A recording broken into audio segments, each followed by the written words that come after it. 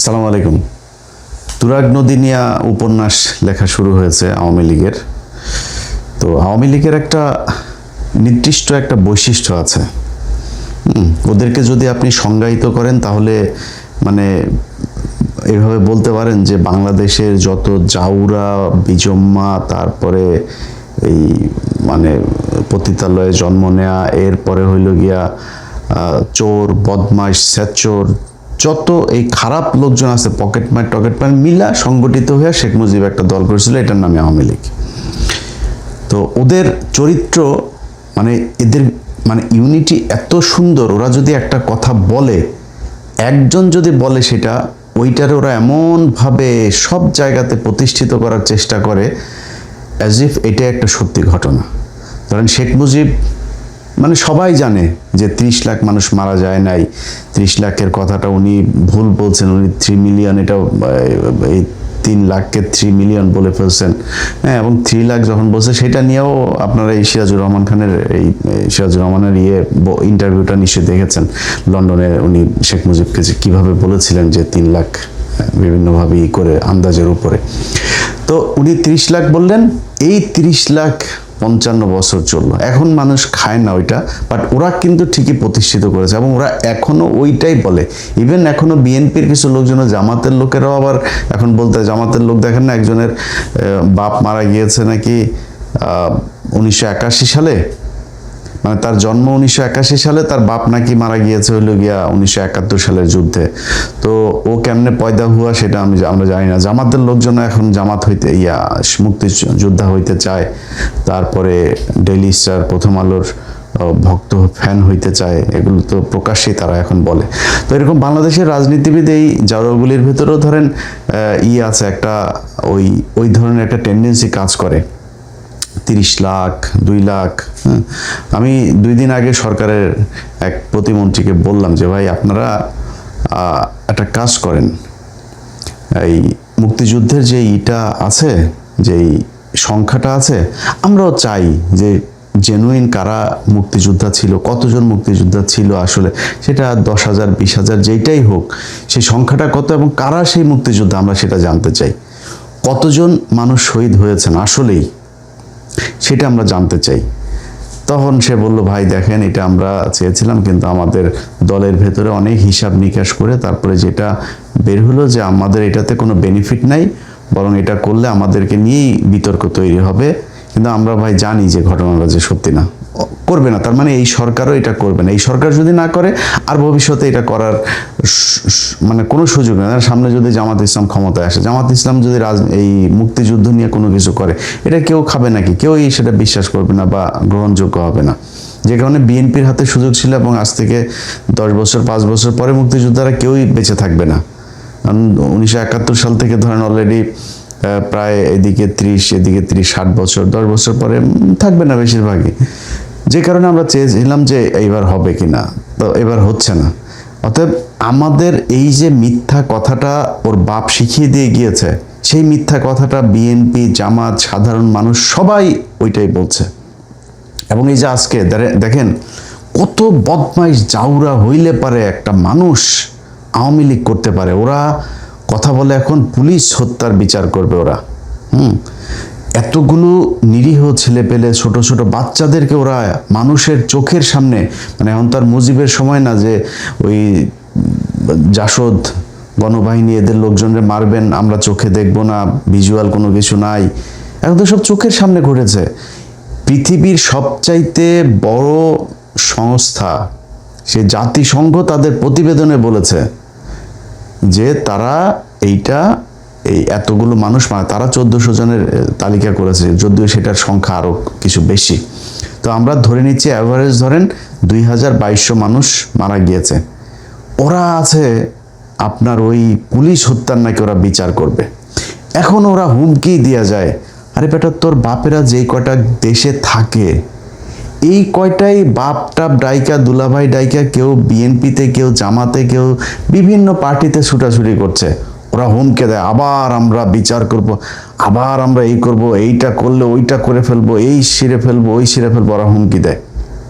বেটা মনে কর মনে কর তুরাগের যে ঘটনা, তুরাগে তোদের 3 জনকে বা 7 জনকে এই সরকার গুম করেছে, একটু এখন মানে আপাতত ধরে নেই। তো যদি করে থাকে, তোরা এটা নিয়ে যে এত চিল্লা পাল্লা করতেছিস, বিচার তো হওয়ার দরকার ওই থানার ওসির, যে এরা এলাকাতে ছিল কিভাবে এতদিন, ওদের ধরে নাই কেন? ওই নাকি ওইখানকার একটা নাকি আবার এই গত সপ্তাহে সে আওয়ামী লীগের প্রতিষ্ঠা বার্ষিকীর ভিডিও টিডিও শেয়ার করেছে, বিভিন্ন সময় সে এইসব ভিডিও টিডিও শেয়ার করে, আবার মিছিলে যায়। ওই এলাকার ওসিরে ধরার দরকার, ওরা ছিল কেমনে এলাকায় এতদিন, ধরে নাই কেন? আর এই মারা টারার ঘটনা যদি তোদেরকে বলা হয়, তোরা যে এখন ফেসবুকে বিদেশে বসে বসে তারপরে এই যে যারা যারা বলিস, তোরা যেই কাজগুলো করে আসছিস, এর এর চাইতে খারাপ কোনো কাজ কি পৃথিবীর কোনো সরকার করতে পারবে? মনে কর বিএনপি এখন চুরি করছে, তোরা আসছিস বিএনপি চুরি করে সারা দিন যদি বলিস, তোদের এটা কাউন্টেবল হবে? কারণ তোরা যে পরিমাণে চুরি করছিস, পৃথিবীর কেউই চুরি করতে পারবে না। একটা 10,000 কোটি টাকার একটা পদ্মা সেতুরে তোরা 45,000 কোটি টাকা তোরা খরচ করছিস। এই 2 বিলিয়নের একটা 2.4 বিলিয়নের একটা পারমাণবিক বিদ্যুৎ কেন্দ্র, সেটারে তোরা $12 বিলিয়ন খরচ করছিস। ডাইরেক্ট রাশিয়া থেকে তোরা ঘুষে টাকা নিছিস ইউরোপে। এটা তো তোরা যে লুটপাট করছিস, বাংলাদেশের মানুষ চোখের সামনে দেখছে না সেটা? তোরা এখন যদি বলিস যে বিএনপি লুটপাট করেছে, লাভ আছে? ওরা এখন একজন আটক হইলেই বলে যে স্বৈরাচারী কায়দায় আমাদের এই অমুক নেতাকে আটক করেছে। আরে বেটা, তোরা কি করছিস কয়দিন আগে? তোরা 3 জনের পাওয়া গিয়েছে, মরদেহ পাওয়া গিয়েছে, তোরা 7 জনের মেরে ফেলছিস এই শীতলক্ষায়। তোরা এমন কোনো দিন নাই জঙ্গি নাটক করে মানুষ মারতি না। আজকে তোদেরকে যদি নাকি বিএনপির কিছু কিছু মানুষ তোরে মাফও করে দেয়, বিএনপির যেই মানুষগুলি নির্যাতিত হয়েছে, এই যে খিলগাঁয়ের জনি, প্রায় 15টা না 20টা গুলি তার বুকের মধ্যে করা হইলো। একটা মানুষকে মারতে কি 15-20টা গুলি করা লাগে? করে তারপরে মারছিস তোরা। মানুষের গুম করে ইন্ডিয়াতে দিয়ে আসছিস, মানুষের গুম করে নদীতে ফেলছিস। আজ পর্যন্ত চৌধুরী আলম সহ অনেক, ইলিয়াস আলিয়া, অনেক, প্রায় 400-500 মানুষের খোঁজ নাই, কোথায় তারা? তোরা তো সেটা, এই জুলাই বিপ্লব না হইলে এখনো পর্যন্ত আয়নাঘর থাকতো ক্যান্টনমেন্টের ভেতরে। তো এই বিএনপির এই মানুষগুলো, জামাত ইসলামের এই মানুষগুলো হয় নাই? সবাই কি আর শফিক ভাইয়ের মতো কি আর মাফ করে দিবে? দিল দয়ালু না তো সবাই, যে আমরা ক্ষমা করে দিলাম একদম, এবং ক্ষমা তো হবে না। কারণ যার পরিবারের মানুষ গুম হয়েছে, যার পরিবারের মানুষ খুন হয়েছে, যে জেল খেটেছে, যে রিমান্ডে গিয়েছে, যে কষ্ট সহ্য করেছে, সবাই তো আর এই বিএনপি জামাতের লোকজনের মতো টাকা পয়সা পায় তারপরে সবকিছু ভুলে যাবে না। সবাই ভুলেও নাই। তো তাদের ক্ষোভ আছে না? তোর সাহস কত তুই এখন আবার বাংলাদেশে বসে রাজনীতি করিস? সরকার যদি ঘোষণাও দেয়, তুই রাজনীতি করতে পারবি এই দেশে? যা করছিস গেল 15 বছরে, পৃথিবীর ইতিহাসে এমন কোনো অপকর্ম নাই, এমন কোনো নৃশংসতা, নির্মমতা নাই যেটা তোরা করিস নাই। এখন তোরা আবার আসছিস এটাই করতে। এখন সারাটা দিন, গত 2টা দিন ধরে দেখলাম তারা একটাই কথা, তুরাগে তাদের নাকি পাছা লাল হয়ে গেছে, পোলাপান। আবার দেখলাম নানান ধরনের মিমটিম বানায় টানায় এগুলো ইয়ারকি ফাজলামি করতেছে তাদেরকে নিয়ে। তো এইগুলি তো তোদেরকে ফাজলামির পর্যায়ে নিয়ে গেছিস তোরা।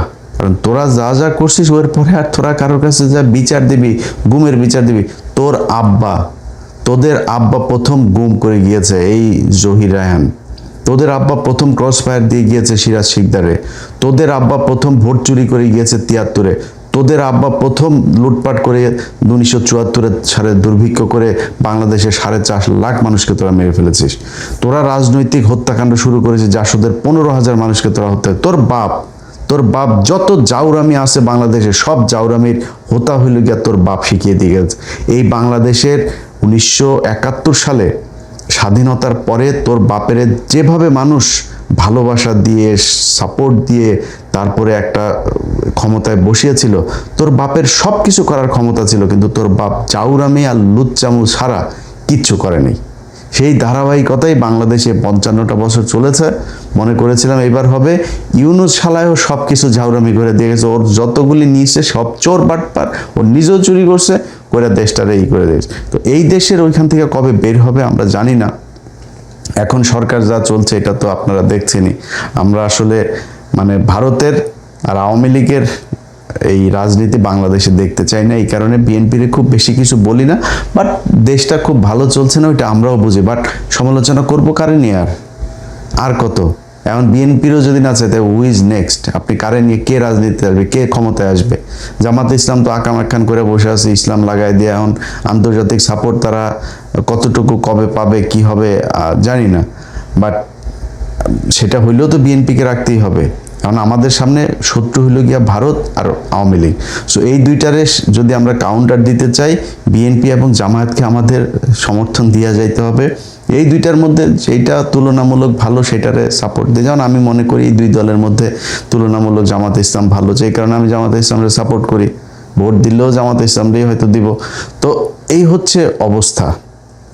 এখন এই পরিস্থিতির ভেতরে দিয়ে আমাদের যেই আওয়ামী লীগের যেই গত 2-3টা দিন চলছে, এটাতে তারা যেই কাজগুলো করছে এটাতে আপনারা বিভ্রান্ত হবেন না।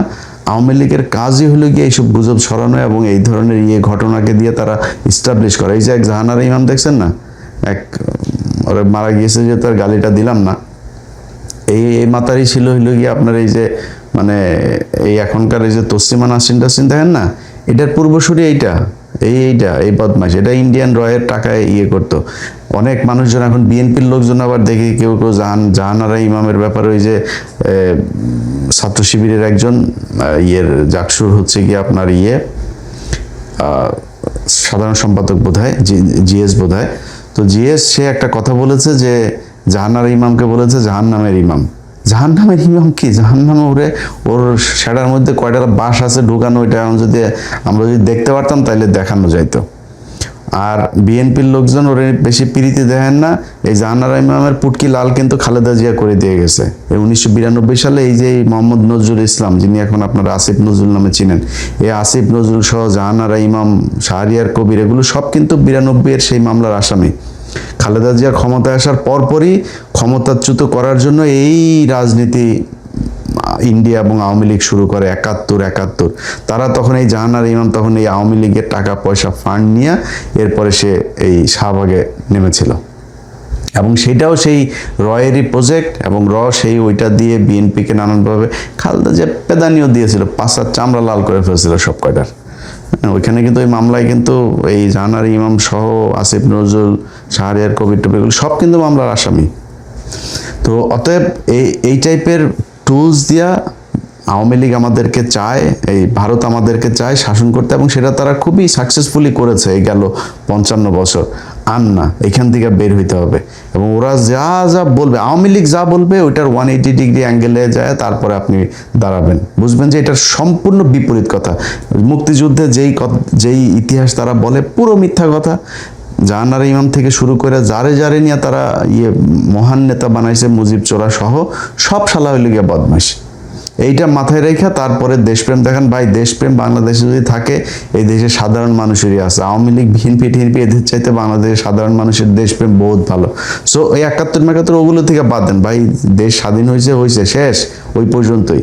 এখন আমাদের যা প্রয়োজন, যার সাথে সম্পর্ক রাখলে আমার লাভ হবে আমি তার সাথে রাখবো, যার সাথে রাখলে লাভ হবে না তার সাথে রাখবো না। That's it. এই দেশের মানুষ ভারতের সাথে যুদ্ধ করার জন্য প্রস্তুত আছে, সমস্যা কোথায়? আপনি সেনাবাহিনীকে শক্তিশালী করেন, আপনাদের কাজ হলো এটা।